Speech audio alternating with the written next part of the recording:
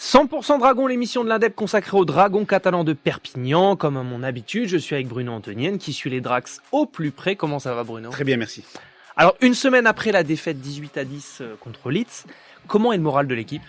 Le moral est régénéré. Ces garçons avaient besoin quand même de repos parce que il y a eu 2 voyages consécutifs avec des déplacements qui durent toujours entre 10 et 12 heures. Steve McNamara leur a accordé la journée de lundi et mardi. Dimanche, c'était passé dans les voyages et les transports. Et puis mercredi, tout le monde est arrivé en milieu de matinée plutôt frais. Donc besoin de cette fraîcheur physique, mais mentale aussi pour pouvoir rapidement passer à autre chose.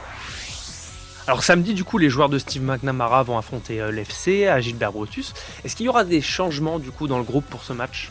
Il devrait y avoir quelques aménagements. Jayden, Nico Rima et Arthur Moore vont certainement se partager le poste d'arrière. C'est une nouveauté puisque Nico Rima était souvent associé au talonnage en doublure de Da Costa depuis le début de la saison. Bailey Sironen, avec une lésion au mollet, n'a pas terminé le match la semaine dernière.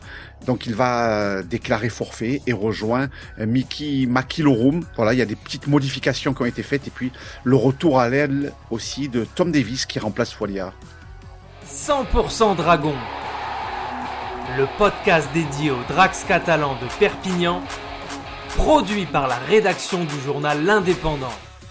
Selon toi, c'est quoi la clé de la victoire pour ce match ? Disons que cette équipe de Dragons catalans est très performante, on le sait. Devant, il va y avoir aussi des conditions météorologiques avec de la pluie annoncée ce samedi en début de journée. Ça pourrait fragiliser un petit peu quelques intentions. Mais voilà, on sait que cette équipe de Dragons est compétitive, performante devant.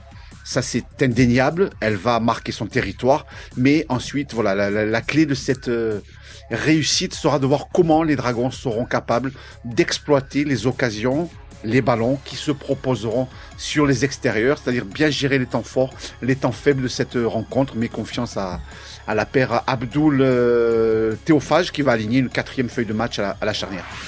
Ils vont avoir l'appui de leur propre public ce samedi, mais je voulais faire un petit aparté puisqu'il va y avoir aussi l'USAC qui accueille le Stade Toulousain après le match des Dragons.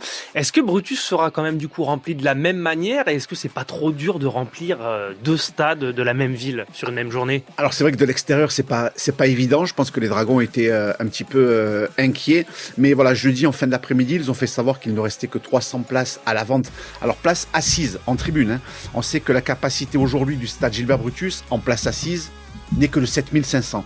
Il restait 300 places. Ensuite, il y a bien entendu des pesages, mais je pense qu'il y a 5, 6, 7 ans, 10 ans, bien entendu, en arrière, il y aurait eu 5-6 000 personnes à Brutus quand on sait que l'USAP reçoit le stade toulousain.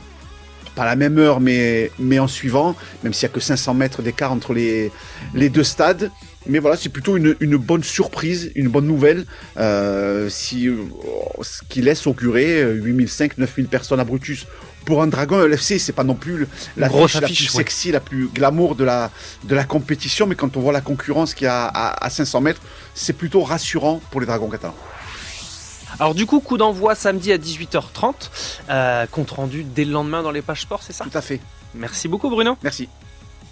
Retrouvez cette émission et toutes nos productions sur Radio Indep et en podcast sur l'indépendant.fr, nos réseaux sociaux et votre plateforme de streaming favorite.